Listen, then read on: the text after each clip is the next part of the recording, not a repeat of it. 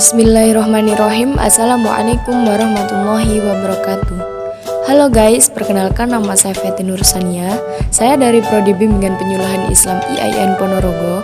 Pada kesempatan kali ini, saya akan menyampaikan sedikit materi mengenai psikopatologi dan psikoterapi dalam psikologi Islam. Yang pertama adalah psikopatologi. Patologi sendiri ini merupakan pengetahuan tentang penyakit atau gangguan. Sedangkan psikopatologi ini adalah cabang psikologi yang berkepentingan untuk menyelidiki penyakit atau gangguan mental dan gejala-gejala abnormal lainnya. Psikopatologi ini merupakan sakit yang tampak dalam bentuk, perilaku, dan fungsi kejiwaan yang tidak stabil. Kemudian macam-macam psikopatologi, yang pertama itu adalah mental, kemudian spiritual dan moral, serta akhlak. Mental ini berhubungan langsung dengan pikiran, akal, ingatan, atau proses yang berasosiasi dengan semua itu. Kemudian spiritual itu berhubungan dengan masalah ruh, kemudian semangat jiwa, religius yang berhubungan dengan agama, keimanan, kesolehan, dan menyangkut nilai-nilai transendental. Kemudian moral dan akhlak ini secara etimologis kata moral ini berasal dari bahasa Latin mores, yaitu jamak dari kata mos yang berarti adat atau kebiasaan. Kemudian dalam Kamus Bahasa Indonesia ini dicantumkan bahwa moral ini adalah penentu baik buruk terhadap perbuatan dan kelakuan. Psikopatologi dalam kajian Islam ini dapat dibagi menjadi dua kategori. Yang pertama yaitu bersifat duniawi dan bersifat ukhrawi. Bersifat duniawi ini macam-macam psikopat. Dalam kategori ini berupa gejala-gejala atau penyakit kejiwaan yang telah dirumuskan dalam wacana psikologi kontemporer. Kemudian yang bersifat ukhrawi ini merupakan berupa penyakit akibat penyimpangan norma-norma atau nilai-nilai moral, spiritual, dan agama. Kemudian sebab gangguan kejiwaan, yang pertama ada faktor internal dan yang kedua ada faktor eksternal. Faktor internal ini merupakan faktor yang berasal dari dalam jiwa individu itu sendiri. Biasanya penyebab utama gangguan kejiwaan yang bersifat internal ini adalah perzinaan.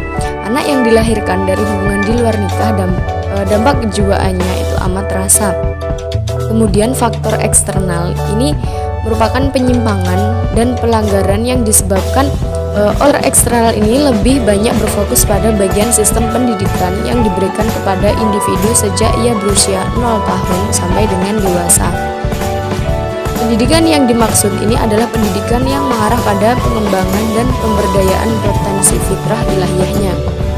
Kesimpulannya adalah faktor utama yang menyebabkan adanya potensi penyimpangan perilaku dan gangguan psikologis pada individu secara eksternal ini adalah berfokus pada proses pembuahan, hubungan seks, kondisi psikologis kedua orang tuanya saat dalam kandungan, serta pendidikan spiritual dan kandungan yang menyimpang dari tuntunan dan bimbingan ilahiyahnya.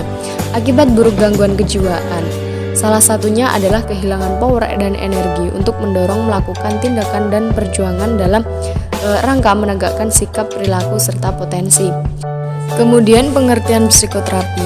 Psikoterapi Islami ini adalah suatu proses pengobatan dan penyembuhan terhadap gangguan suatu penyakit, baik mental, spiritual, moral, maupun fisik dengan melalui bimbingan Al-Quran dan As-Sunnah Nabi Muhammad SAW.